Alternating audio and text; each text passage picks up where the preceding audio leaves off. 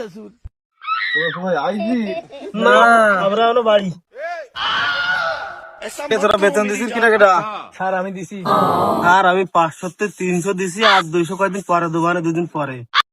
Sir আমার বাবা বেতনের টাকা পাইনি, কয়দিন দেরি হবে। আচ্ছা, কোনো ব্যাপার না, এবার পড়ার দিকে আসি। এই বাংলাদেশের রাজধানী কোন জায়গায়? ঢাকা। শোনো। এই তুই ক, 2 আর 2 যোগ করলে কত হয়?